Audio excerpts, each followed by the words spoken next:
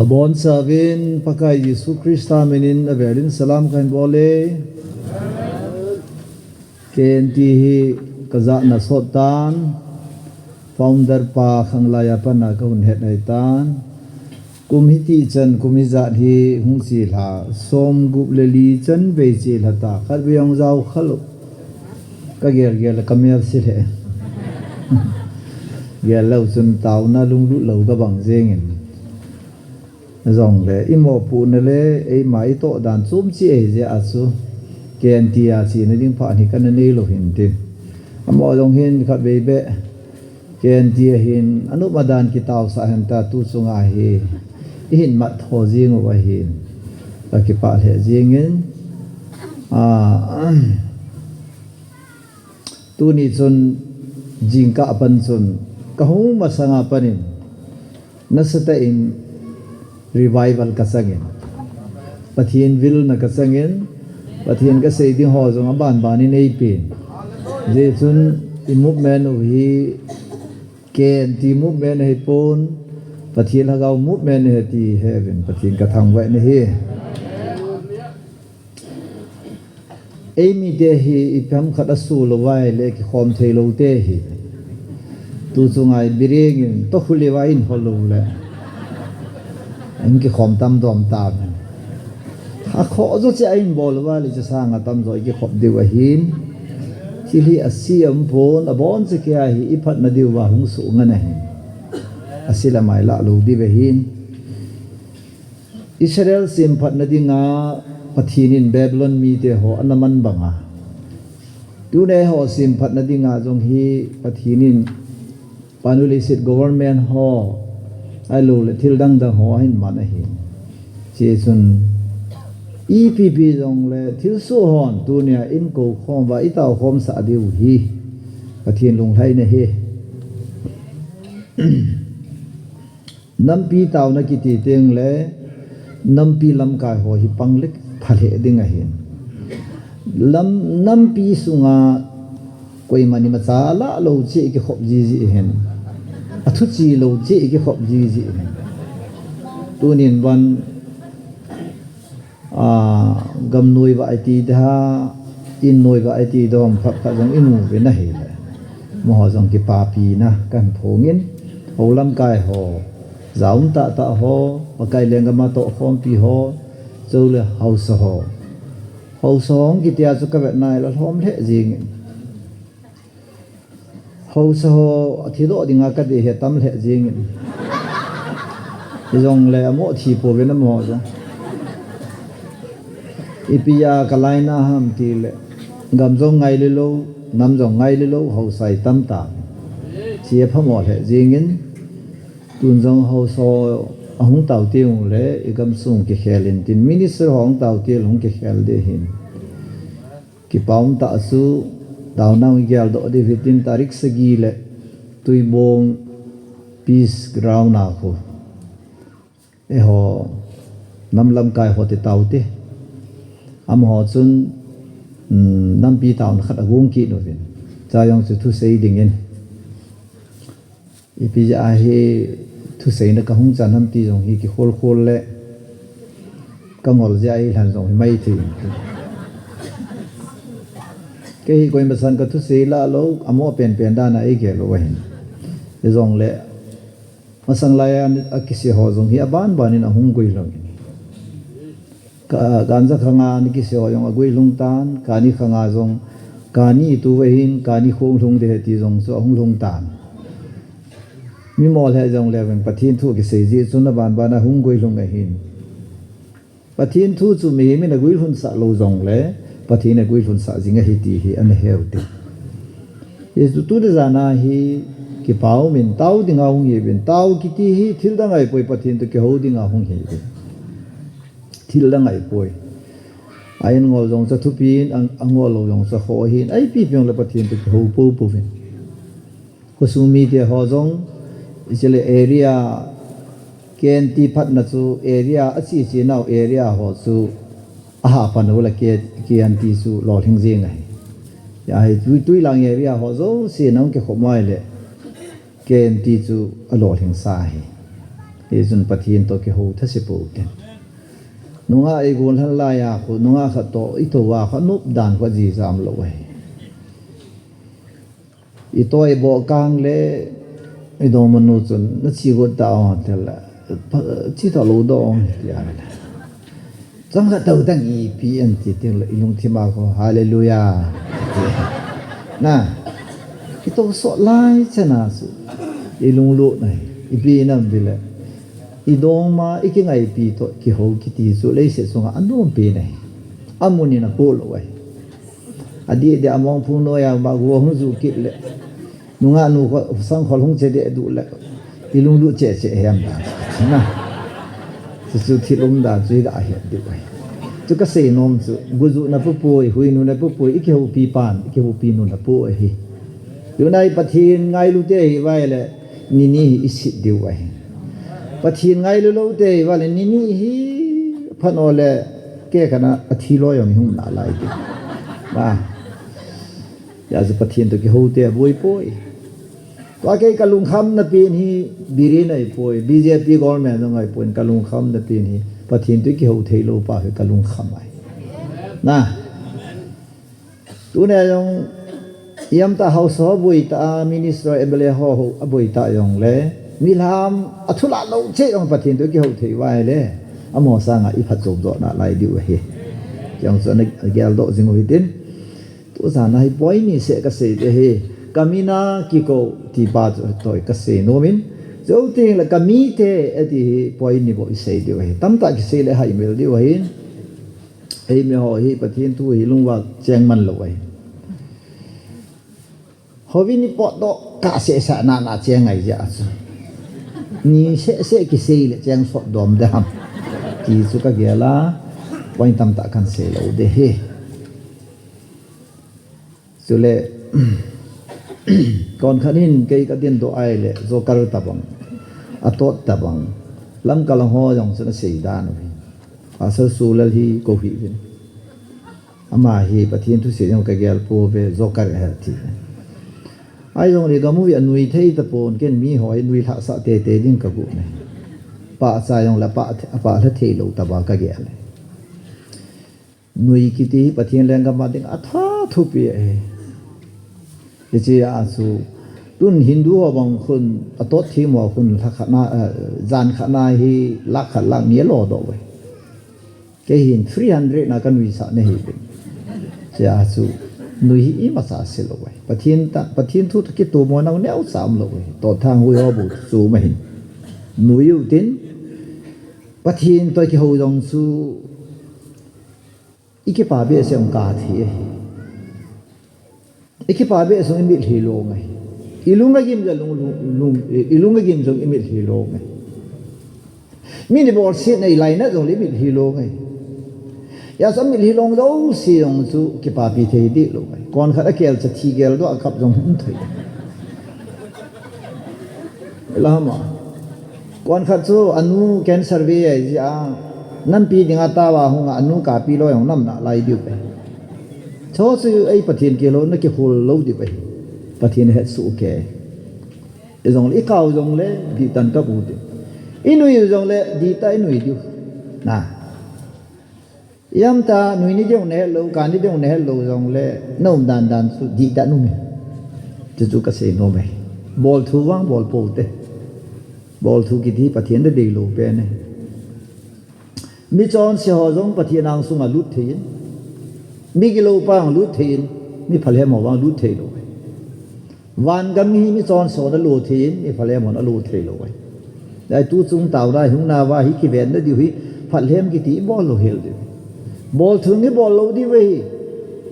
na lung sung pathin na to kha na ding in ki voin lang chau ting le pathin le mi te ki ka a palaya pang dinga taw dai hung je chun inam pumpi sung vai aboi khati ipinami vam ti hi tu ni zan phan iki gel dok dia chule ipimina tu ni ai ke loi khom i ba iki loi khom nau min he tha thu pi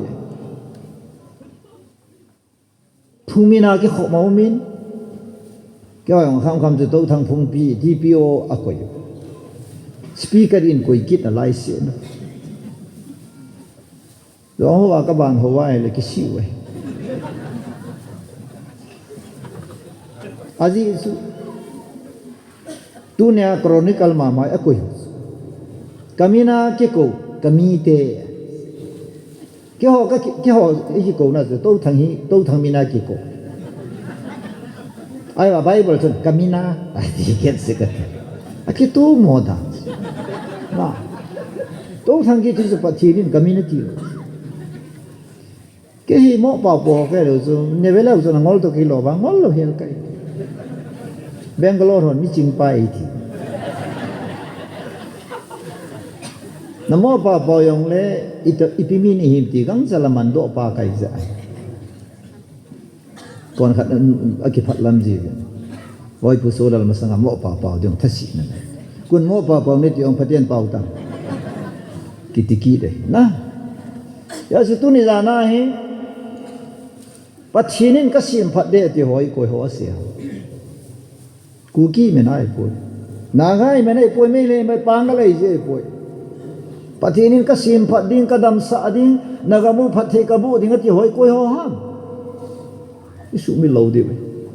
koi ko ma ki sei thu ham itabang din muna ki sei ham ti isu mi lo de ka de ne ai su lai ai ga sim do le ven abon in sim sang ka den yong le thu mun hi ni sei bi wa hi ni jong la bona ka sei lo de kan na chu ke ma mina ki ko sa kami te su ahung kineo sa theuwa tauna aneiwa hitia hi ke ma angsung ahin hol theuwa athil si bol na wa ko na aki he mong wa hi le ke ma jong wa na ko na ka hin nga ya achon sit naw ka ngai dam ding chule agam sungu ka dam sa a ka phat sa jing a hi a hoi dan hi na hoi etio sin khu dong te hoi ka se na hoi ka sa mo mo nge wa thini ni piminai ko wam ti hi tu ni zana ngai tu ma sat deu ka de i pimina ki ko ne hi min lang zaung pen min su tun te ka na the noi mi ho na mo organization mina ei ko vai le koi ma cha chi lo kim lo wa hi aji su thi mei pu ma chai ji wa ke ho choi pai bible lai jin achang nei lo jin koi ma kap li na the lo jin so la len tumin nen phayan an ko la khat sa no lo de chal bo khat sa no lo de ka he de ai su ke min su na noi si wa ai wangin to gam sung poi ti ho min jong pha da ji hu tin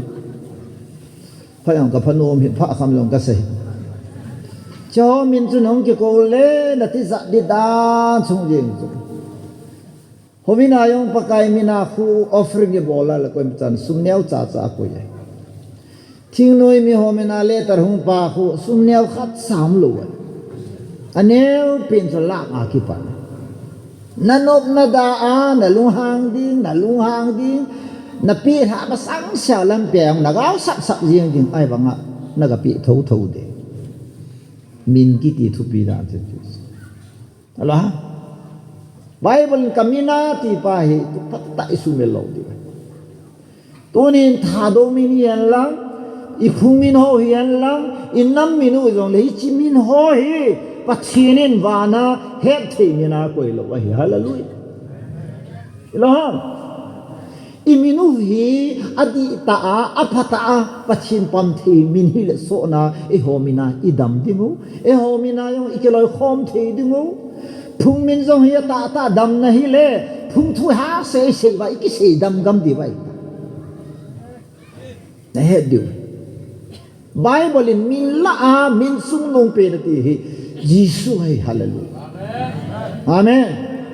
tu na Giêsu mina hi iki khot thei lo ji wa hi Giêsu mina iki pum khat thei lo ji wa Giêsu mina i ta khop thei lo ji wa Giêsu mina ho mu gi sim wa Giêsu min jong hi iman khel ji wa tu na bo ye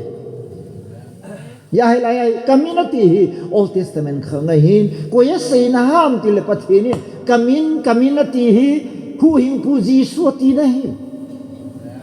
pakai Yesu ni pi sei ki na kamina pa ko ma na thum chan su pan na pi di wa hi ti hi sumil hi win Giêsu kiti pathinin e ho zo si ki ko na dinga all day na bol min na hi na hi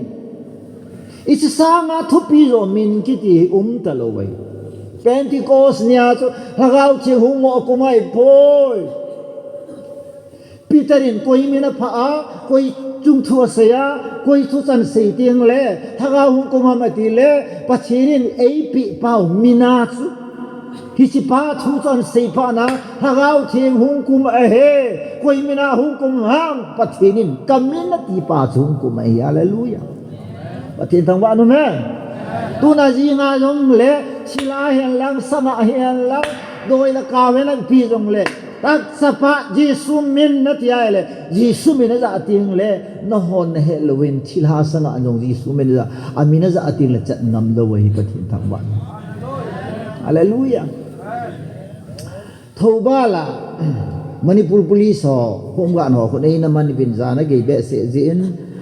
pastor ka hi ke mori apana laya lam khai kang lut pa ji akahung ge hi masa ka pupoi ka ti wangeng pastor on jong tu lai phalo lung na bol ve tin pastor sabai ho ji chun ke ka gen thi lon nahan su pastor magi bible marakta mi na number form gram ama phangbani ti ta su a bible iman khil ji wa su ke ka gen thi lo si pastor ki mando na bun kilib le kalungza pastor di lo ja amin pastor jo si amu feel amu khilai su evangelist khat pu mo ya ami o san evangelist so yong gi mo su tuna iminu the inam minu de taute inam minu ku ki ti nam jong he pachin het nam hilowai na ha yong pachin het nam hilowai nam min ho su kati dai Hindu kiti min ho nam min ho yong hi wana het hilowai pathinin wan la le ya mi lo sin e het dingo hi chimina iki ko tai lowa sumin da nga ki ko lo na dinga pathina se community hi Jisu se nai hallelujah amini pi ka sa dam ti amina thu pi dan su pakai so pi na su amini pi sa di pi ham amin ati zo amin zong su Jisu ki ti ding ai ai so man wanu le si mi him zo se zon si na ko na hu do de ti zu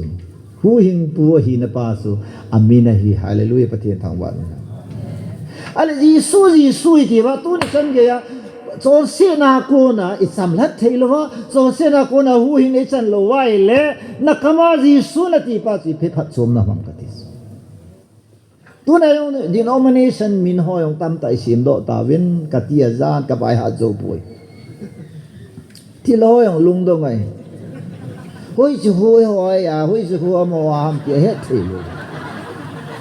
amo yong identity boy ta win sa thi lo yong tang ina mo ve tang min ho phung min ho yong boi tao con khai tha do ti con khai ku ki thio i soi pathin pi min hi lo ai pathin hello pan a pi min na hi solar dong hi ka ki thu pi sa lo so kan ku ten ban in lo ham kamin hi sa pa wa hoya hoi do chu American your name is solar tila oh ya ho chu solar ti chu solar lamp solar system aji ke min bon chu no wa sa nga nam khat min sa nga ke ya bon chu na sa roi ai song ka pa na mo bol la bol kha na ti beta ina min ki ti hi ta yong min tam ta nei ve ho bung min nam min phung min mina min con khana min jong puyo lo va kholam kitit avama vo lam do yong nei lo avaya va chi chui ti va kholam ti do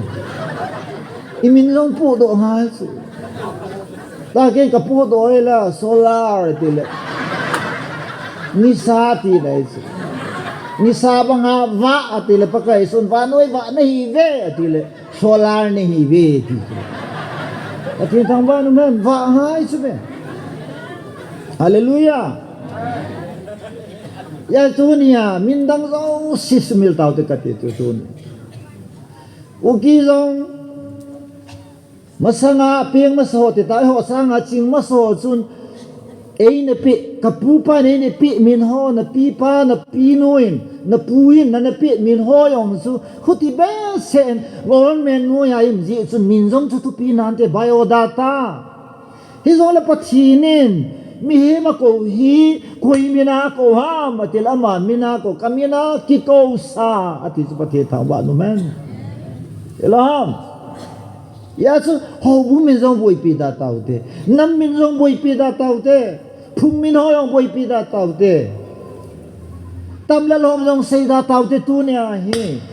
koi mina ki ko wa tu na na hin koi mina hinga koi mina na to a koi mina pathin na ko ham koi mina pathin nang ko do na dinga le a ko na van Jerusalem chan ge ko na san hi koi mina ki ko ne hi te tu ni zana i ge al ding ka de ne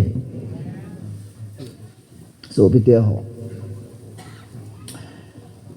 thila ka no ding le ipimina ka no Jisu mina ka no ke ki cha ja thila po nei pon kon khanin thila no do zo pa da hat mo mo da di geli nei ai wa ka sen tho bala aimet ba zo ka se hain police on noi CBS ya zo police hom ga no chun Jisu ki tong la ki cha lo ding ji wa chu ngai kho Christopher izanu pa phone to ge ka Christopher mina pha phat ba cha bon sain salam so khang da bi to bani tas na a pe na salam ka chan jing su koi min ka pha ham tile Manipur police official lien ta pa Christopher tu pautin mak anau pa minasu min su ka pha la pha che yang bol talo chalo angkal waro ba ja de ti su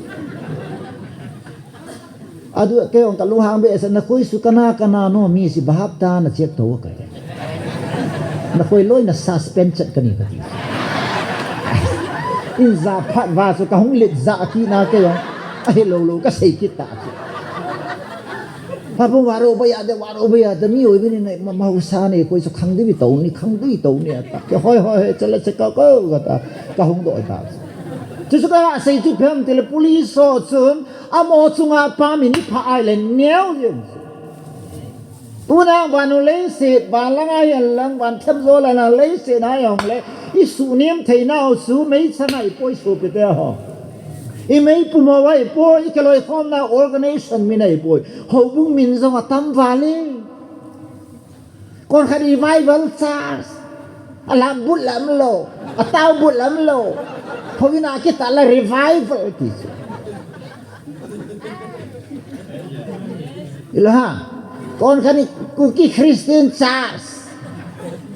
kya ho bunga ku ki Christian church am lo sa ban kam lu lo de kon khat UP sanam lo la ban kam lu lo di hai kya ho langa KBC ka hung ke parin ukul ga ma su ko ma hai lo KBC bo ke kya ho sun ga ya lan Jisu nan bi kai so KBC si ma le Jerusalem dai ki lu jeng la ka ai holam kai ki le Bible sin thiam zo sin min za nan polu no la mi o si ki chabai do ta KBC chu thu pi pi na kan ke kyong KBC baptist a hung kai som kha jo wa ho so le khu chu hong ke na ating la ho sa pu na chum be khanan polu ke la khu chu ho lungdan ma na so by force ki lut ki ni akai nom lo ka khu so ha ka no do de Jisu li na ho sa pu li nam ki he the confuse ki chi wan kami masang wai thang ke bonga ikala khel je last yang ipe kala rai lu diam long ke hello la ti sa don ta ilham so bite ho ibola wanoli sini boy han pathine na pi pa min hilawa iki ko kha ye ba boy dina tu te khan KBC conference bola KBC a kai lo cho kha cha chi thei ta lo chu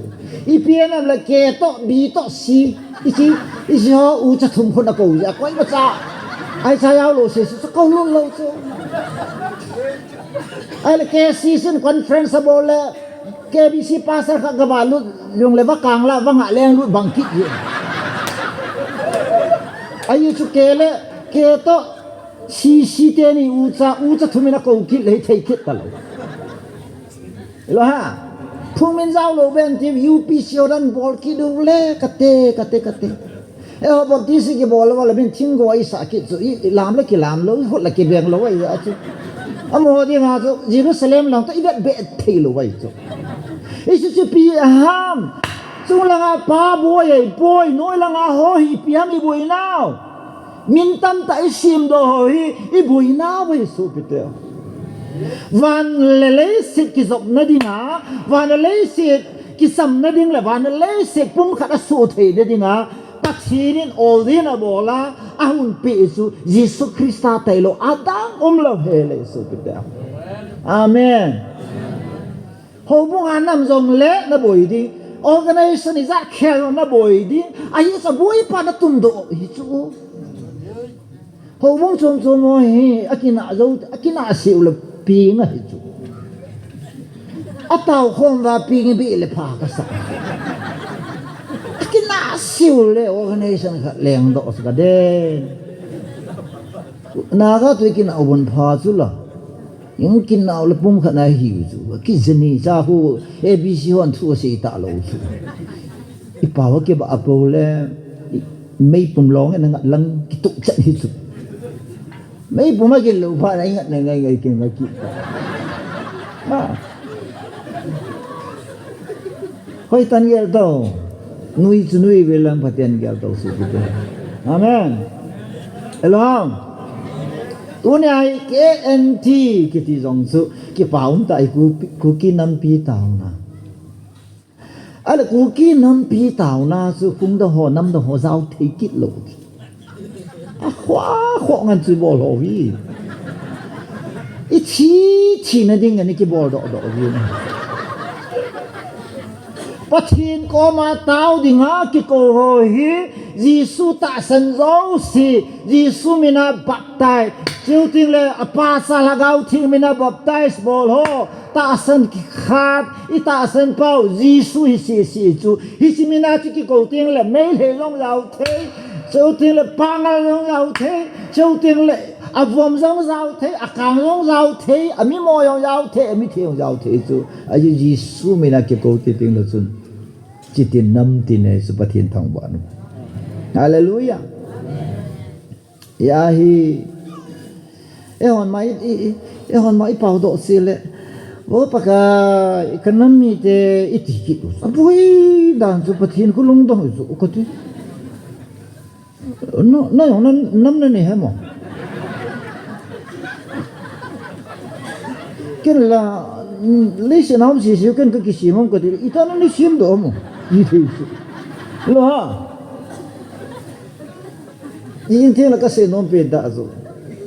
lo ha pakai sumina ka hong etiyo sin ko dambo pakai sumina ka okay oyam luôn te lo ho po lo lu hang di ta aki ge lo a sei do a na ki tu dem ka chu koi manam koi ma nam koi ma pau koi ma kadempo ai wang pathin thu ta kitu lo lawang koi ma sa ka dip lo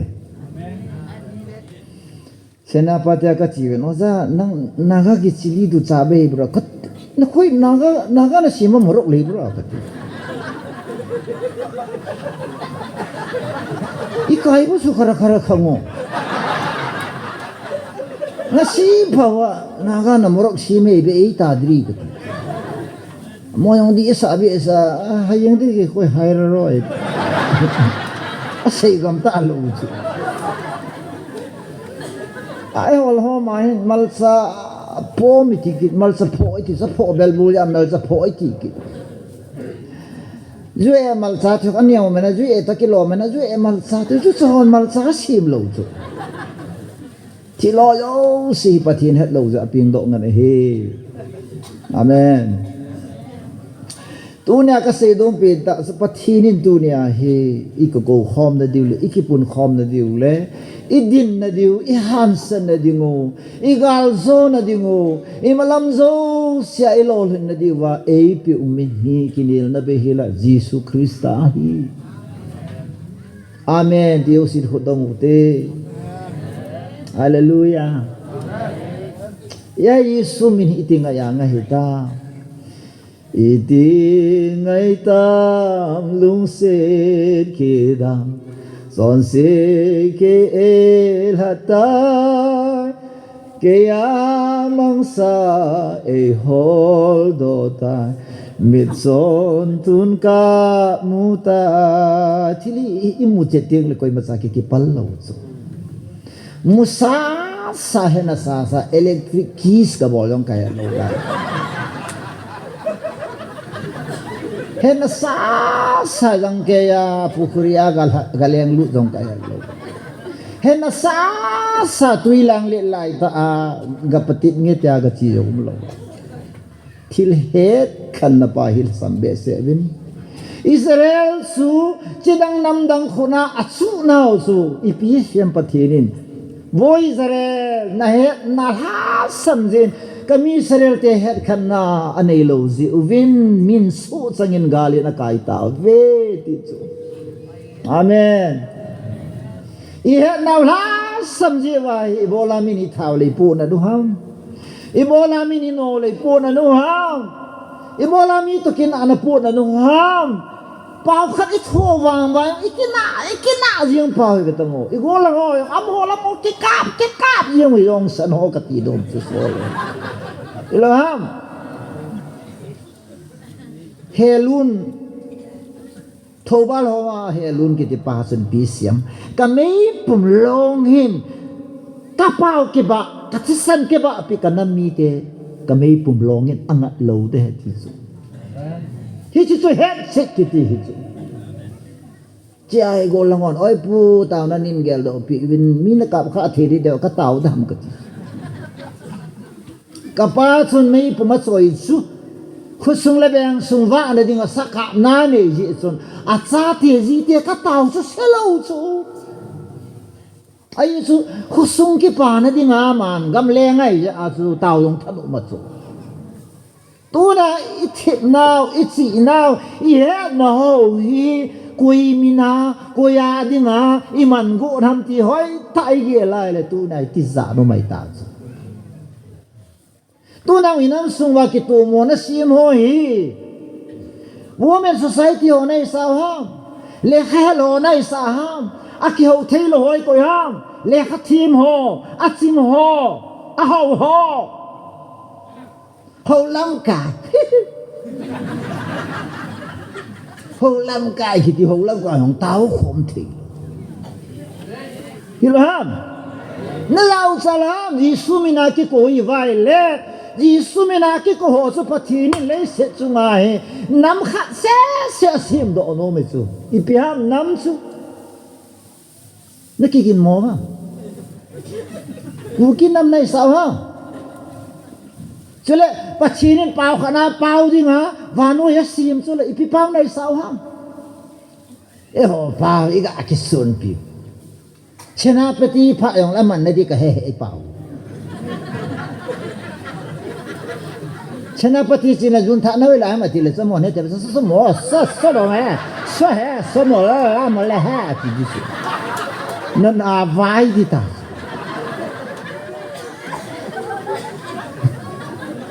izinu ta in sunga buni na ding a hoi bet siu ti pau bet su na ding noi sena ka se poi sa ti su na pau mo ki le sa pi le ki le sa ta hen ai su vanui na mo nai e hon pau ki sana yung ikini lu ikinau kang po pya ka nga su ka pau tho hi ukhul ga mai ja chu ta bon ka thip dop ta chu tha do sik thing sat khanong ngin tin oi pu tha do pau ne hello ha ta chu to ha ka tho hi tha do pau ne sa ei pau ka tho chu me ka ti ki ke ya chu chu me rao git su ka กับประเทศทุเสบวยปีเรากับเป้าดันจะบวยปีกันเป้ากิจเกี่ยวมันนั่นเลยอาไก่อันนี้อาสาหน่อยทุกปีเลยอาเมนก็แล้วถ้าสั่งกำก็อยากคุมนอีปีเต็นอีลุงสิบเดชลำไปกิมุนปนนรอนที่มังแกท้องปั๊มจะปานไหนแล้วมันจะปักมังแกนี่ที่สุดเอาละไงเลยตัวเลยยิงกะพาที่ไหนสุดฮาเลลูยาก็เสียโน้มเป็นตาอามาจนอิมูดะอย่าไอ้ตายเหรอจูอากินไหนมองมองหัวหน้าที่ฉันนี่ล่ะอะไรวิกิสปีสตายพอบอกใจตาสุกิกิโฮเทสอุลังอากาหัวจะอากินไหนปีเดียสัจจุยองสัญญาเตะที่สุดก็เสียเหล่า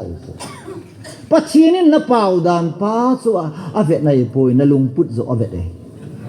นัสีดานโซอาเวทเองอีตาบังอินกับเองตาบังอินลาเมตาบังบอลงเลยส่วนอีปีนักเกลาฮิตาสุนน้ำตีป้าสัวปัจจุบันนักเกลป้าบ่อยปีนี่สุดดุนยาเห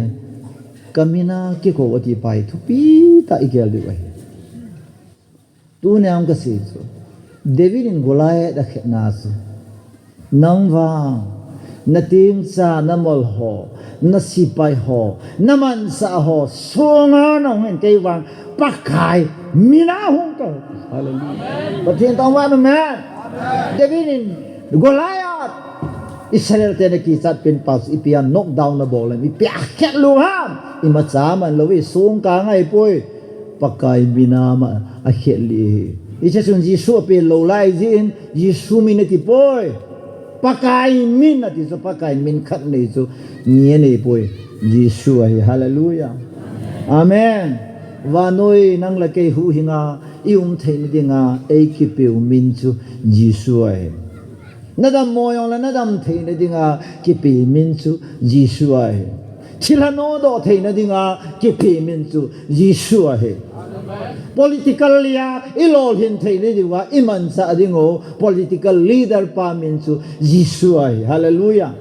how sakiloi khom na a ikipum khat na diu ikito na dingo min chu how sayau se ikito set na diu min chu phung mi nai poi Yesu mi na hi na ya na wa mo sa nabi lumam paten ke ngai to ilham how lam ka tu na ikito na diu chu ke bi se ki ho mu te na ki gop lo diu su ke si te ong le na ki gop lo diu ei chi ho ki ha bol pe ni mi ke no ya te hen ti chi i ba lam kai te di ki su hi ya la ha ki pi ba kai me ya pan sang a meng cha lu bu be a pan chi thau no ju ya la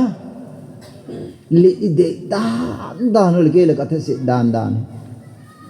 mi ho na se Yesu pastor pu na pau da ni mi ho na ki cha tu lo na he na ki sa to ta ken a ki le sa kai poi alin ka he amen le su pa the na phal su ki le sa su phal lo amen ile na su Yesu mi ni su hallelujah tu na ba ya ba su koi min koi phung yang ki gop thei ta lo diu su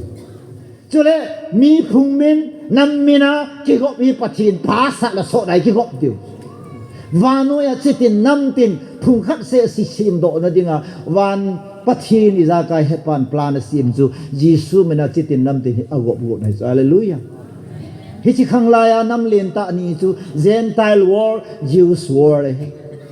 Jews nam khanai Gentile Jews lo chiap kitan lo Jews nam khanai hi te ni se fisi bung ni velau chon pum khat asua he hallelujah pathin thawa no man unai on soi he ta lo hi Bible simon minin la ding bet ki sima hen Jesus Christa a ipan khom diu idin khom diu nam khari su diu hi i sai ta lo he tunang Yesu mina ka chi ja sena pato ni pamas tameng long ni pamas pume kan o sati kri zatira ta ken Yesu ki zatini hin yong ka hin zom lo thi yong ka thi zo lo ka be ba kaung ki le answer di ta ka pi Chris zira ta kan Jesus zadini ngone do ba ka don bo mấy thầy bao thiên sẽ đi thọ lễ thì Jesus zadini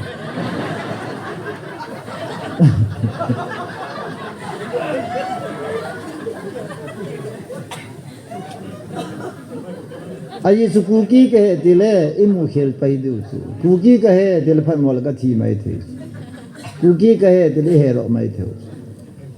chỉ ngay rồi lấy này cái chim thêm ngay số lần bông chim bên lăng số lần bông hình đầu ai gì dùng đi amen và thế nên nó lúc buổi Zubel to su to đi ngay phía lối nó su sa nó đi làm bị cái nên ta lúc buổi lên ta đã phụ nó lúc yang man lâu dần có hết nó sẽ bắt thế nên nó để chụp em à mấy chuyện ba giờ chỉ nên hú độ để thì bắt thiên thằng bạn cái chuyện này ta mà thì để tiếng bảo đó hỏi mấy chuyện này sao không ý gam sung và mini sơ khát giá chuyện cái lỗ bây giờ ý số năm phát này đi là năm khăn tổ này đi năm sung và cái tổ này tiếng bảo đó khát giá cái mồ lỗ amo jaya petang election tiang lekin na awai ke dalova mini sar khat let na dinga ama let na dinga asakha wa sumi koi lu thei na dinga government sumne na dinga hoi ta isot wa isot li utam aila isot do le athi ki to cha jong ta so di ne lu ke be ni son ta da ga ke anti ho isot diu cha yi so mon nam phat na de bo i phung ina mu dam na de bo ai pi yang la ta amin thu so ka se thu ai ke anti ho ke phat la mi na bol khil ka ti na hi lo ai ai pi jong le a ke anti ti jong le tu na i kho khom the na zu Jesus Christ za la hi an hi kha lo wa le kum hung ke tau jong len pathi nin e ho mina tau za ngai lo only Jesus mina na tau ting la ngai de a Jesus wa no ya pathi le mi he mi son si te ke ho mat na ding le telephone gui ding le telephone connectivity a ding a pathi na gon Jesus hi hallelujah oh pakai ke di ni za kai nahi ti khu sa ji na u zo isa chai chai ni ki lo ya khai ni ke hang pai pai chu lung dang mo isa yong chu tem khat wi le kan pa ila so pi teo tu ni zan pha na yo tieng le thil khat ong bol de ni bon sa wa taw nei man ding ji wai ki su thieng ji wai ki su thieng na khat program khat ni nei di wa hin ki han thieng ne nei di wa hin mi chon phataw na pathi na ngai ji chun hoi ta ik ngai tu de hin ye chun kamina ki ko ki ti serious ta la di wai hallelujah phung mina tam ta be ki khom ta ben akan po ki ho yang to thang phung pi ka tim ka ki khom win a chai na lam la king kina na ki chai ai chi bola ki kina ham til kalungel chi ka se wala ne chula khana din do la kalungel kha ga sing ka khare din do kalungel kha sing khan to na din la se o kho he mina sei sa sei mu ki gop na ka chi jong la kalung ha ha kong ki le ka chang tha ji su ke sei dong ka po mi bang sei thei kai poi ta pial la sei ti a to pi ga lu na sa ngai ma cha ka bol thei poi te sei na yang pu khai lang chi kit ta ha chang tha mai su program ka chia kalung hai na pien su langul ke bi si su langul ke bi so khai le program ki pi pe din do la bol cha cha le ki tu cha na su pha suที่ล้อหนองน้าโตมันหาผ่าผ่าตะเสาไหลเส้นน่ะที่ล้อยังจานสันหมูอยู่อันนี้งามีของผลเตียงเลยส้นอาจีมาสาโปรแกรมเอาให้โซ่สิสะเละหลังละบุญเอลว่าโปรแกรมมาเจ้าตัวว่ากิเลสตามาตามีอันไหนที่งาเก็บก็โปรแกรมมาสอนเบสอันไหนที่ตะโลอยู่เบสที่จะโปรแกรมไอ้พวกเกียงโบไหนเทียงang po bilang ayong hikitien na hoy ka jang nom ta ani te pha anu pa te pha no loi ki ko le ne de nga ki chiang nei sa hon yang ka sa te ji ni le no bol ta mai ka bol lo hel dis ni pi masanga presentation i phat le am na he tam be se tan tin pathin mina ki ko ni nga ki lo mo be se taw ji ngol be se taw ingol dai le la du situ pathin mina ke koi hallelujah cái ông tu nia hi bắt thiên cái biển thà nia số quay thu cái xe cái lung cái hiểm từ Jesus Christ ấy huỳnh này thu số hay ta bảo sao hun rằng mình đã xây số cái tàu nó muốn cái biển thà số Hallelujah pakai đây huỳnh na ấy ngay lụt đàn cho xe ấy azam này din cái he cái hung ấy ông cái tiếp quay pakai này nó huỳnh số cái này lụt pi là cái pi cái gì rồi tàu nó muốn cái biển thà gì vậy rồi xuân lang ai cái gì din to la kili te isang kalau si boy ni pachin pa kon na ball hay anti di nga ho ki ball le pin tha su lila na isa hon baka Yesu Krista ta asan na hinna nei ding hallelujah ka hinna he ta a ikisana ihin pia hinna inei le ko jijong ki vet tho je a khu naw ki nei lo bu chu ya hinna ine ya inei ji a khu izia hi ta ya su sala nau tam ta an hin sula patin tang wa no me tuna yong ibola jisu hin nai nei lo wa man tha nai nei wa chi nai nei wa pachin luhan pun na a pachin hin na ki nei da min ata sanon hin na nei the na di wa acha pa pi he ti hin nai nei the ni di wa ki pe chu jisu krista te lo dam lo chu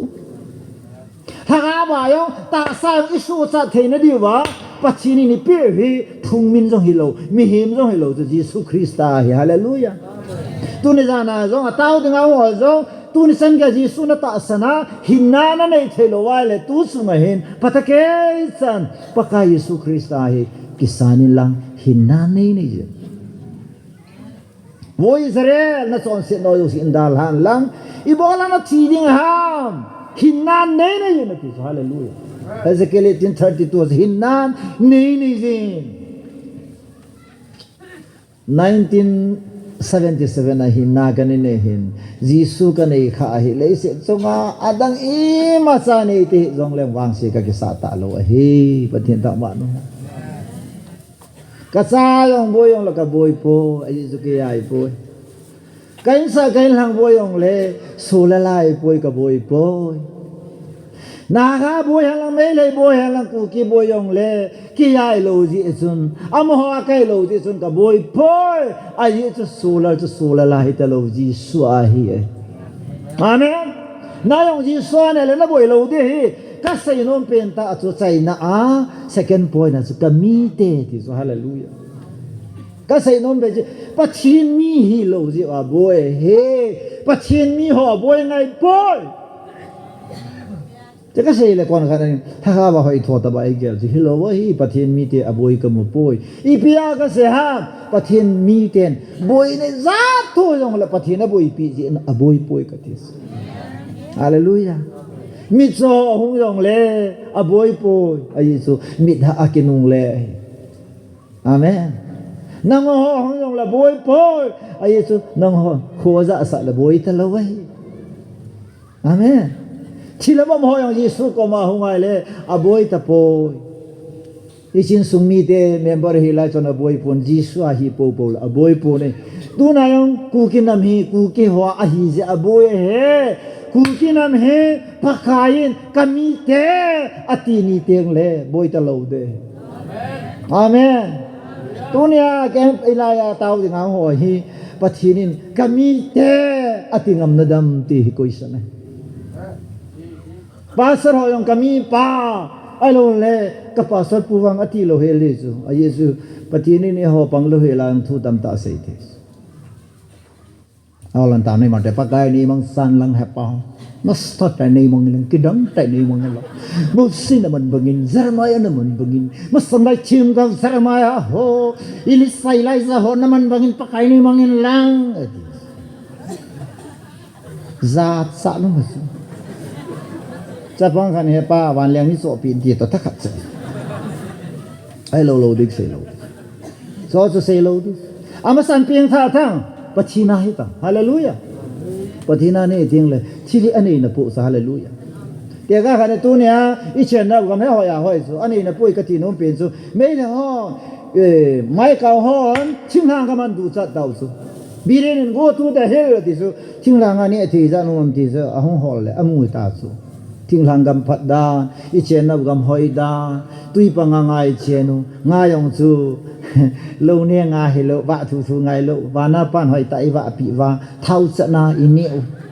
chi zu tai mi ekit na chi lo yong he na wang phan chu pa thi ni so la ta bang hi hen tui lang ho ma khat chan na dam ta le ka ti su khat chan na dam lo I chin nam ku ki nam chi ti ke pa thin pu si la khat po yong la khat chang dam selum hi le tau abung bualan ka zo sa din nei lam patatan gel ta igamu hen na vai le gam hoi gam phata su ke yong gam senapati yong ka chun taneng lo yong ka chun ta mon district Nagaland yong ka ga pha hi gam nom yong ka chu gam ha sam ka tu kol gam jong India na chu ka chu lo na be se am ta pu nei chila gam la ka be lai le ei mi ho to pha na gam sang a hoi zo om lo ai agam hoi a hoi agam pha na pha ho a che ho ki ngol be se a zong sen ka ti pha na lai chu zong ho sang na ngol na lai zong ho ko be tang a chi da nu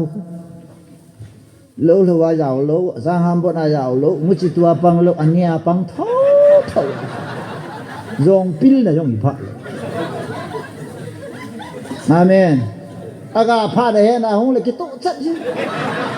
calendar yong nei lo ai wa nga he lo chang min phat le ko ngai lo we lo pa ma ki gol chil chal ji ta ban nei pu mi sai phan wa mo no ei lo nei pa man the te ta hong ki tha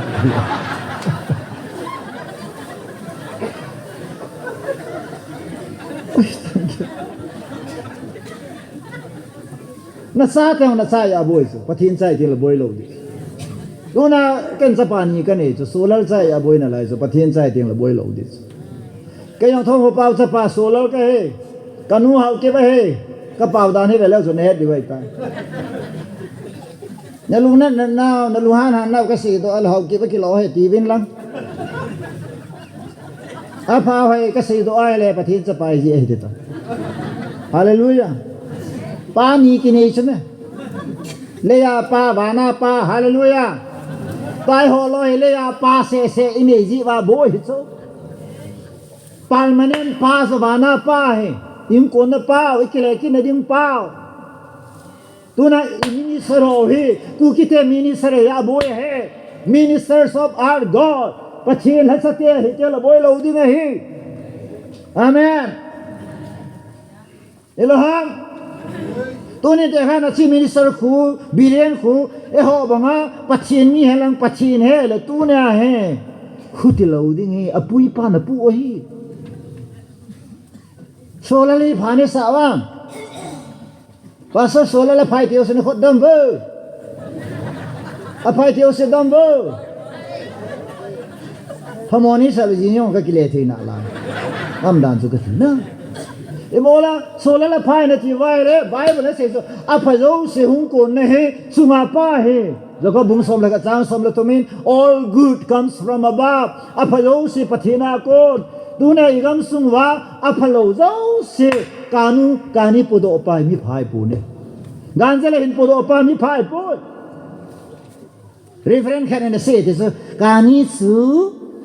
ganza khang je di enche tun lang enche lon ki lo lang enche zu win khuta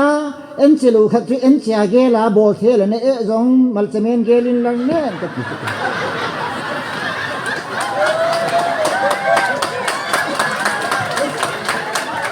e hoi tai le be thu to ki gam la le ching tham khan na su bo le ki sa lo Gela tinga gela bu hilawahi hallelujah amen ipatinu hi nang le kai gela ki ngam lawahi hallelujah mehim organization mehim bolte na mehim chi na pil na kiti su pathin ki ngam na hilawahi hallelujah tu na ho hi pathin nam hi di hi jinga ka taw na di he hallelujah Israel te ko vela chu ji ma khu ipia an pui do wa farao le pan alon ji he lo ham tile kami te ati ji hallelujah amen pakai hola ma pang le phan te teu se de khudam e bola pang lo Thì bao là bao là gì và thiên mi lâu gì chứ amen mi em khá là cái nào mi thế lang cái bằng em ấy bây giờ cái nào vào sự tao nên mình chỉ cái gì vậy họ là họ nó dọn là cái tao thôi và nó mi thế rồi chuyện này rồi cái họ là thèm khát lang cái này cái gì mỗi khi ông sẽ bảo Israel thế lang cái Israel thế anh mà ngay lúc giờ chú ý mi pak đã thà chú ale pachinin tul that pas aman sa kin Israel ten pui do sa su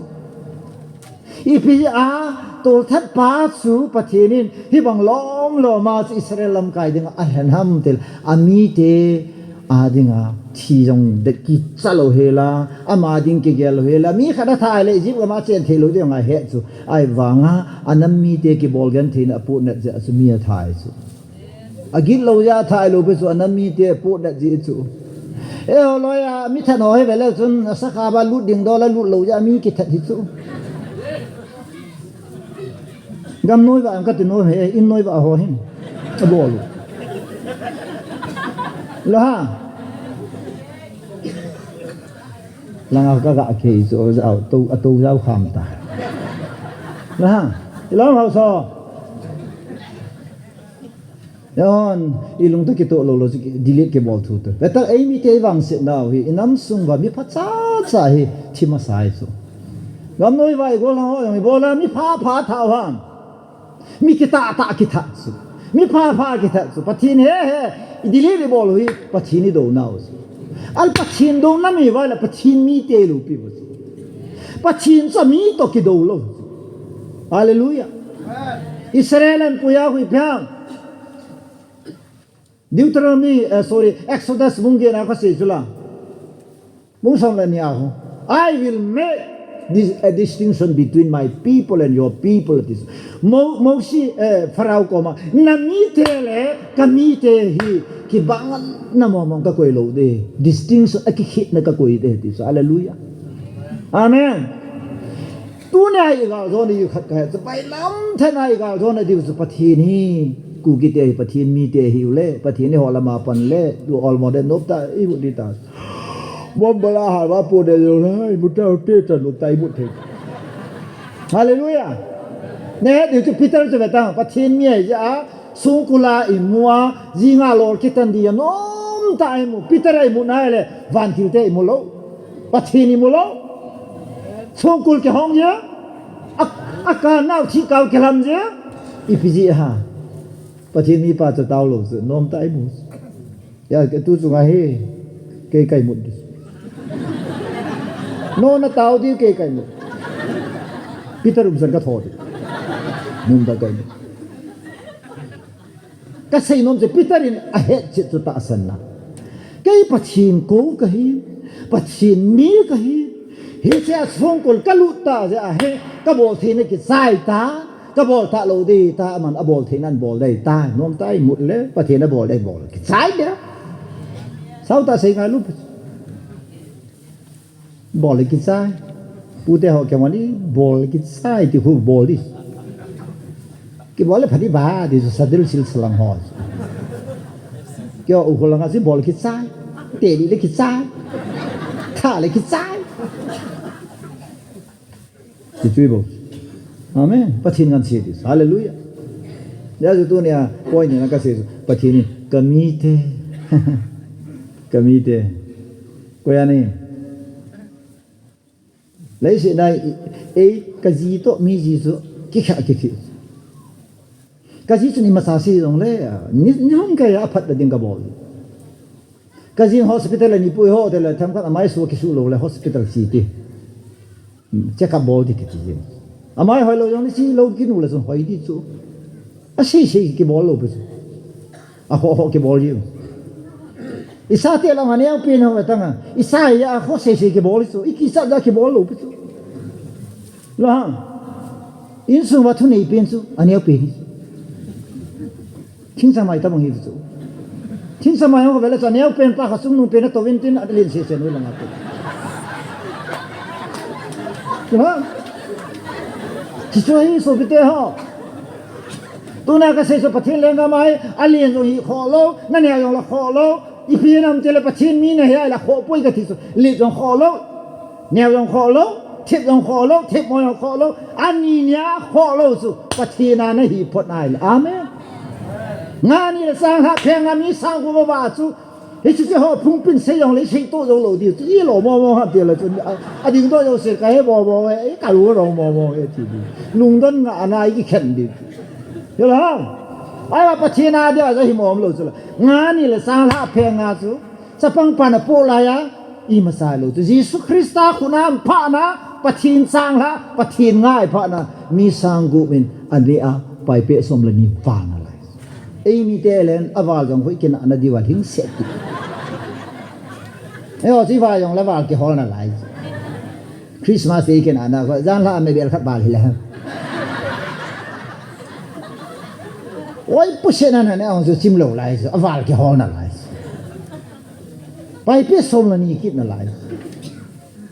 ยิสุปมาสมละทุมีบัดสุเอ้ยมีฮอลำกายฮอลเล่ไปเปะสมละทุมป้าหัวอลินาลีนปีนป่ายดิอีนั่นจะยิสุนมีสังอาบะจะสังกุบะจะสุปกายสุไปเปะจุลีนดิ้งอารมณ์สิยังเลยยิสุนสมละนี่ไปเปะสมละนี่บาร์ซาจะเสียจุสมละนี่ยาอามาจอยละปกายสิฮาเลลูยาอีปัจฉินุลุงเล็ดดานสุอามาเดเกลโลปัจฉินมีตัวนี้หุ่นเกี่ยวกับตัวเสียอีพิธีโนมินิชันนั่นมันสุมิลตันสุพิเดหอนับพุ่งนับสายหายมิลตันวันกามาพูดลุโลดีหอยเยรูซาเล็มเกน่ะคุยชันอาจาวโลดีหอสิเกี่ยวข้อดาตาวเด็กติสวันเกน่ะเขาวันเดียร์เดียนนับพุ่งอีพิพุ่งนี่คุยบ้านนี่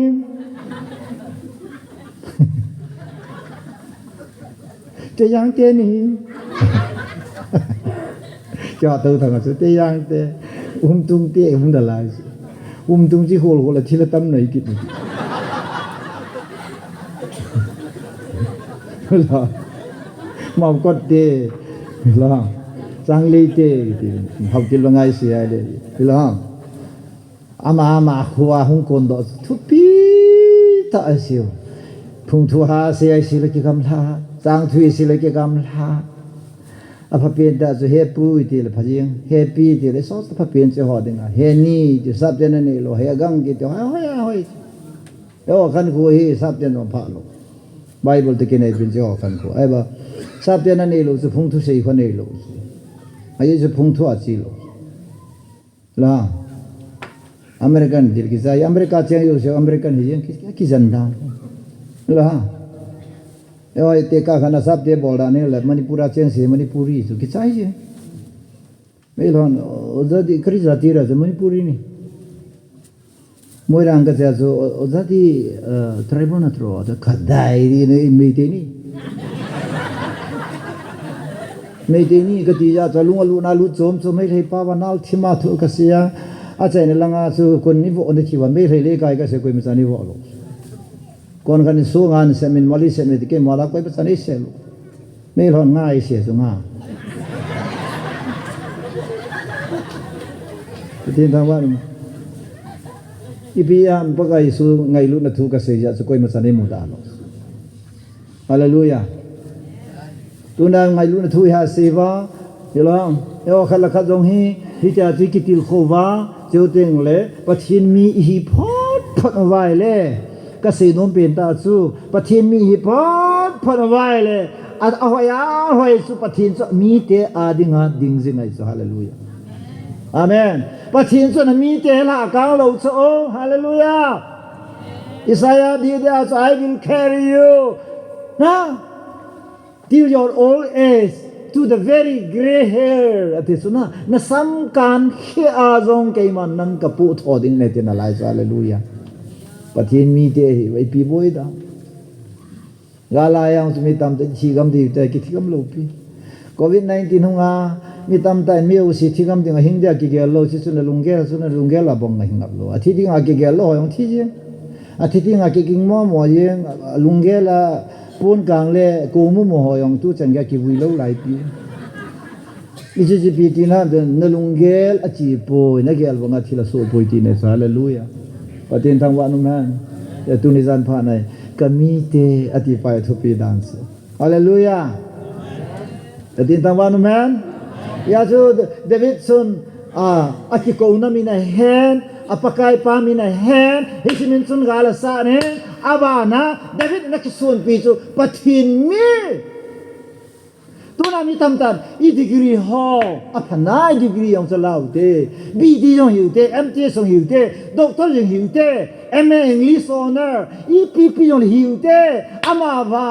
pathinin nakisun pi dinga api wang umlowe amen nakisun pi dinga pathinin api chu asapa changkha Jesus Christa a he first Corinth bumni abung khatsang som thum chun pi so kisunga chu pakaya kisunga na ti so hallelujah amen unya i thau di chi kisung tai tau di su lung ne vai tau lo di pathin tang wa num han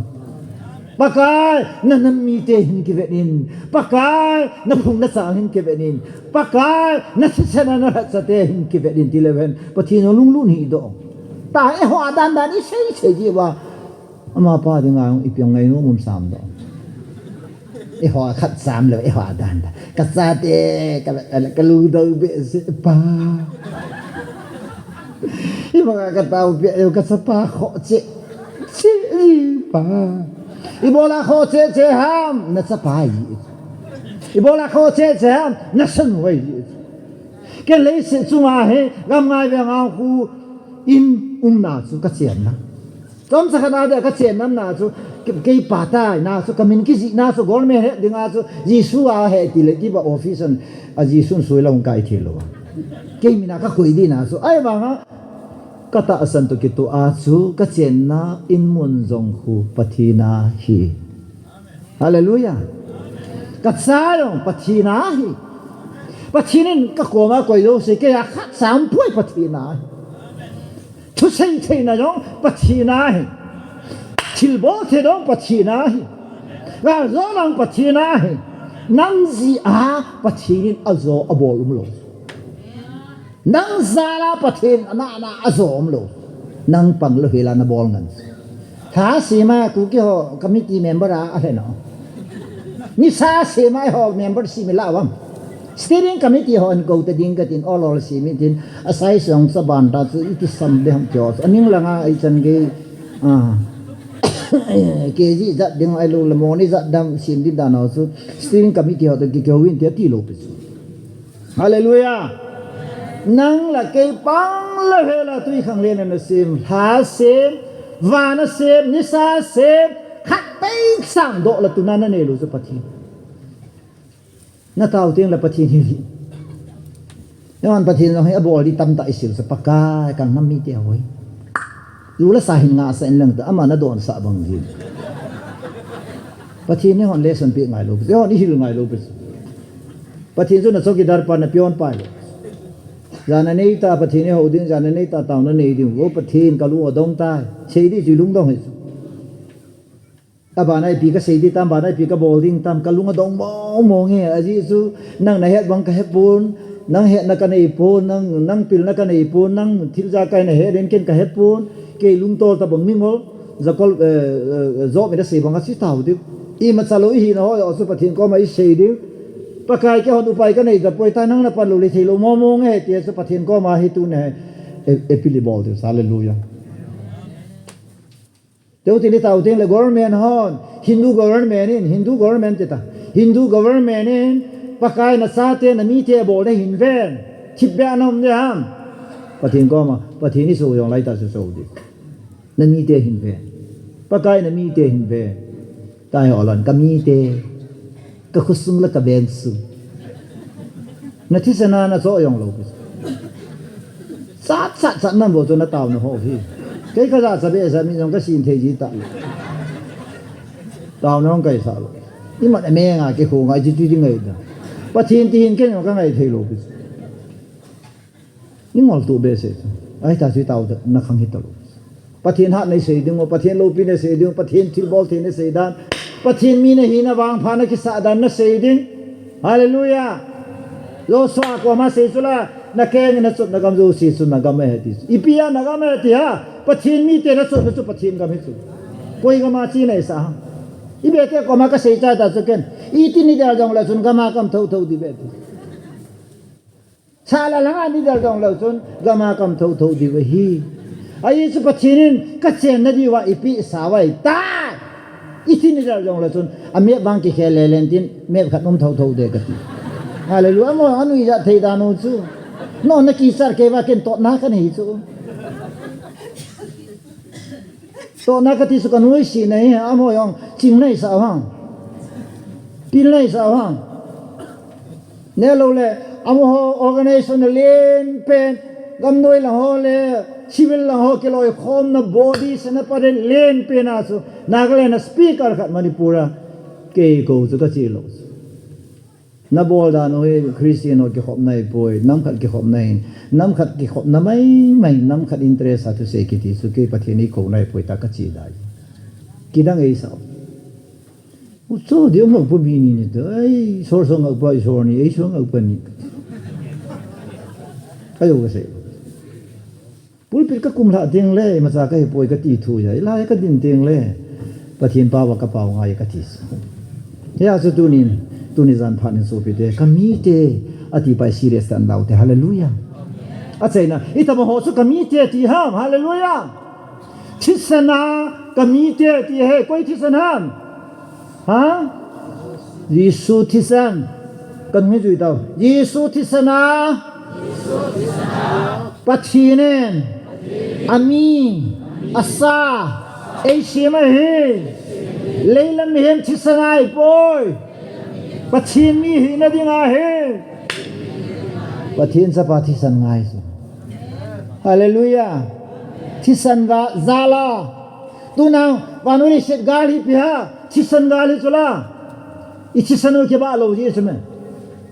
thisan contrast ma chme ama ba thisan verses yo she hi asu mang na di chu Jesu thisan ni chu hallelujah pathin tang wa nu me ya tuna thisan solwa Yesu Krista thisan zalwa pathin mi te ki the hi lungse na ta san wa nga hallelujah pathin thang wa nu ya so pathin mi te chu ipizala ham de lungse mana thisan zala Yesu Krista thisan wa nga pathin ni na thisana iso do wa hi hallelujah ama di mo ngai so we tu na than om dan chu pathin ni ho hi thu sei gun set na tong ding ko se na cho do lo so ama midinga hallelujah ama adinga I cho do wai hallelujah Isaiah bung som le thum sang som le kun form for myself ke ya di mo nga ka go ati se pathin thang wa no pathin na ma di mo nga I go na he ti anom zo si di khot dong te na hi na identity ki chi lo la jing le na taw the lo di chu na identity ki chu e hoi e mi te boy na identity yong ki chi lo te was ku ki ka he tong I sei ngam lo sa der hing lan ti la tha do pa ba la lam ka chi ti la ku ki pa ba ni chi I pam ti identity ki chi lo so tiếng le ke ho song tho yong nan bol zo sa ba de song thu pau kan ti kin na lai pa wi ki chu ki di ki khet tu ki na lai ke mang ka yaw lo dis hallelujah ai so noi lam pa ho hi wa na ding ai lo pe hallelujah ka sei ta so pa wi ki na na di lo ki ho met na di min exo na thwa pa thi lo yong ke ho met la pha yong jong su pa wi yong ke ho met thi ka ye ka tha de ta I di la ke to na don ding ni pen de la ho na po la pha yong su a ke ho met thi lo la pha yong amen kan hui zui bo bao ji in boy po nge I ki ho met thi po le a pha yeng nge anunga ma se hi bo hallelujah amen athe tha ba no man I ki ho met thi po le a pha yeng nge ti ti adang boy below this ni u patia pawe ni na patia pawe ta pau chu siniriti ang ji ho ngai lu pe อีเกี่ยวมาเทละพายเป่ากันที่ถอไว้เกี่ยวมาเทลูโอ้ยโคสเกจุจันปุรกจิตยังนมกษัตริย์ไปต่อเป่ายองเล่ไอเป่าเหตุนมตะกังไปแต่ปันกระเป๋าแน่ตากันน่าเป่าไว้พออีเป่ากระแห่อายุกระแห่จะอีเป่าตาสุเราหาแค่ยังกระโถเรากระแห่ที่เราจะอีเป่าตาน่าเป่าที่หัวไงลูกตั้งไม่เลยเป่ายองไอหัวเป่าไว้ที่เลยไม่ร้อนไม่ตีร้อนข้างบนได้ไอไม่ตีร้อนข้างตะข้างได้ไอ้คุยกี่ร้อนเนี่ยไม่ตีร้อนไอ้คุยกี่ร้อนเนี่ยมารันดีคุยข้างเงี้ยติดขนาดน่ะตักปีบราเดียวเอาจะโซลันน่ะตักปีติดแล้วบาปตานอะไรก็ลอยเลยที่เลยยิงสุฮาเลลูยาปฏิทำว่ารู้ไหมอันนี้นะปฏิมีเตสุคนอัลลัมกายังปฏิละกาวนี่ลัมกายอาเมนเรามุกจางสมละเลียก็ปฏิละกาวกายหัวยามหัวสุปฏิซาเตติสคนนักกายามติสุกิโคแล้วสมุดจัดยิ่งป้าเว้นนักกายามลาลามินนักกายามฮิลิงนักกายามอินสุมีป่อยมิดมอเทdan anu wen akai tal dia yang mai ki pasal sa again ni songa ibang peng anu wen thibo til thip chat ni to hu mo ho yong lo homo yong lo mo ho na kalagao mi tin tin ji pa no ma lo ang kalagao mi pui thilai thila kalagao mi ki ti tuna din mo ne keเอาหนุ่มเนี่ยจู่ก็ไอ้ปุยป้าเฮ็ดสุลฮาเลลูยาประเทศทางบ้านแม่นอาจารย์นักเสนมีอิสราเอลก็ประเทศนั้นปุยป้านะอามาสังวากาลตั้มตาอุมาอากาลห้อยงซุยหอยตามันสะอันอยู่อากามลงเด็ดตาอันอยู่เม็ดลงหอยตาอันอยู่ประเทศทางบ้านนั้นวันประเทศนี้ที่ดังนำดังหอมเมียดงเรือหัวอิสราเอลเจ้าปุยโลปีเฮ้ยมีกับมาจีตาวบางทีจีตาวเฮ้ยมีกับนั่นสุดพระดาวสุดที่เราจะประเทศไปปุยในเจ้าสิอิสราเอลกับยิงฮาเลลูยาไอ้ส่วนกับนี้ป้ามาสุฮาเลลูยาอาเมนมาสังหาประเทศกันมาสังหามีนะก็เสียบุกันเนี่ยแล้วก็จะอาสาสุไอ้สิมีบุญนิดานะก็กี่เกล้าสุก็จะอาสาสุตาหิประเทศบุกันเนี่ยเฮ้ที่กันพระนะเฮนับว่าสังขันเนี่ยใส่แก่ยังแล้วก็กี่พระลำเลยไอ้สุประเทศนะฮาเลลูยาอาเมนดีนามยาสุอิสราเอลสุประเทศนั้นปุยพันหอยละกามาปุยามวานุเอลอิสราเอลกามาสุเจบูเปริสมีเตเจบุสมีเตคานานมีเตอัมโฮกามาอาเกลวิอิจิปต์กามาอาเกลวิฮีอามาวังอาฮิปุยประเทศนั้นปุยอาฮีอิสกามาเชียงหัวจะขาดสังอิสราเอลดูเทลุจะอิสุเจโฮวาหงลำไก่ตาใจละลูอาเมนตูนาวอีกำสุงไว้ทิ้งทางอีโบลาโบยามคุสงโฮสปูเฮาสายจะอโบยฮีจีสุเฮาสโลมินิสรอยโบลาโบยามมินิสรปายองทิลหานักไก่เอเมเลปานุจุยสิสงทิลโฮซาสานะใจอจุยกิจโซฮาเลลูยาตูน่ามินิสรปานุปาสรโฮนะจุยามจุยโลปาสรโฮทุเซเอเมเลโฮนันจุยดิวpasar hon lagau thua seiting le inam pumpi hi pathin nami hi vai le pathin puina lagau pui ho thu sei chu in ji ti ngong le inam wa su dam na ho ngai lo sa dam sai ba pathin thang wa no chi pathin pui hoi te chu pathin cha te pathin mi te he nang thilha nei ya ping tha lo he la pathin na pui lo za bo ye chu tu na yong na boi no ma la na be ta na ga te ni then hi mai le ten isu gan theu na pin tha ma sang sa thilha no ya no maนักเรียนที่ดีด่านฮีเพียงถ้าเราเรียนที่ด่านสู่อาจีจามรู้จานตรงอิมุเทโลสู่อิมุเทเนี่ยเดี๋ยวจู่อดอนเตะง่ายอาจีนู้นตะกินอะไรอย่างละดอนดิอาจีนู้นนักเก็บภาษาบัลตุนี่ก็เก็บบัลกลอยมันพัฒนาอยู่เว้ยจู่ดอนูเตะตีเท่าอาจูเนี่ยเดี๋ยวจู่มุนสมุนโนซานมุนอาชีเนี่ยเดี๋ยวอาจารย์นั่งเลยอาข้าดอละออยปุ๊อันขังตาสอาตัวเนี่ยตาสอาลูเลนตาสปนการหัวบดีตาสโซบันบานาเจอร์นีสุกันสิฮาเลลูยาดีนะยาสุตุนียาเฮปัทินมีนะฮิโลวาเลปัทินที่มันปุยตาปัทินินตุนีนินามุฮิปุยตาแฮนปักกายนี่ปุยตาเป็นเตียวสินกุดดามุปักกายนี่ปุยตาเนี่ยลำไก่ตาปักกายกันสุงลำไก่กับปนกันสุงปุยตาปักกายกษัตริย์สุงเกมีปักกายเจนกับปุยตา pakai nang ma mi pa na hingai minu na hingai hisinam hi pathi nanamin simdan nang lam kai na kangai sa ve ya ju Israel lam kai pa mo si chum a chaina ka sei de hore mo sangan phata ve na cheng so tawin pathinin na cheng so ve se ta ve lai da phata ve mo si to se hi impress ka hi so tu lai khanga sei da ka de mo si ni pi san pakai nang ma pi na so nang na masat lo wai le lai mun ka da ka lo de dis bang hara sei da nang na lam kai lo wa la ka si lo ti amen tu nai ki so na wi pham ka dis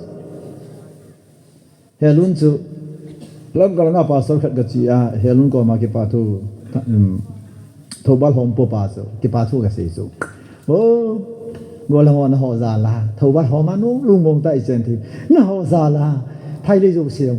inu su do na ho hat na za la han sat na la hi chi ga ma na mi na sa te lu mong na chen pi ka ki pa pe se a ki pa thu sia ka nge te le hab ta khat enani sa lu sa a hian so helun pathin thu sei lo wa pathin zal ti loi bola ke honi ba sa hamta hab ta khan enani sa lo ke ang thing lui min pang leng so hi so ka boli ka bol sa di so i hung pa cha ho i hung dam sa ho hi avun lom lom ba ka dip dam bu ka ni sa lo di ke ang helun ta bang kai so mini pa sa na ke pa ho kai lo mini pa sai mena ka phat jong lo nang su la mi na phat se ho ko khat bi tu min ne sa nang tha la phat da chen lu thak au mi ta he sa hun thiên rồi là cao mi ai le pang lo thiên ko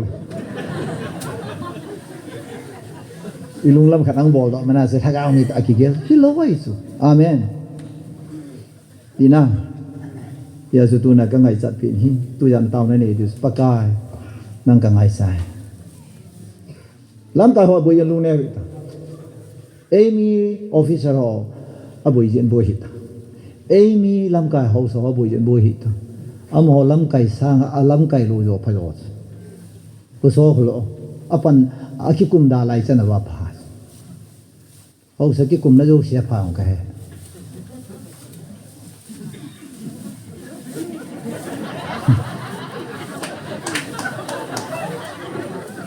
ho bung akikum yong le ho bung si te husunga ka khu ka beng ta hong pao yong le husung si te ho a pen ta so sa jing ho ki kum lo ho sa pu teng le ho ga mai bo be no ho ja la khu ki si mai bo be no ho ja la government sum jang thak phet ki moi bo be ti ho ku a zong hol a yang a phadom ho gu cha lo a yang better ho a phet ho ha no ja la government phet ki mo he ata ta zo la ho sa zo chang in cheng la hoi la ski ma mu do apa jalan nyamani se cheng han lang khat ho sa na khat mentri loi la energy es fana kila hon mi ji a development ya tu nai tau di hi bon sa ba tu jan ding do voi bon sai tau di be bon jan ding do tu ni la